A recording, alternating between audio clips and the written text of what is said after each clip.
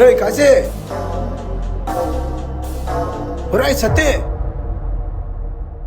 రే ఏమైందిరా మీ ఇద్దరికి? నా పిల్లలు వాడి దగ్గర ఉన్నారయ్యా.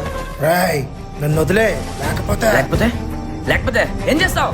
చెలియలి కట్టను తెంచుకొని విలయము విజృంభించునని. అయినా మీ ఇద్దరు వీడితో కలిసిపోయారంటరా? రేయ్ మరి అదే నిజం ఒప్పుకో, పోలీసులకు సరెండర్ అవ్వు. అవ్వకపోతే ఏం చేస్తావు? ఏం చేయగలవు?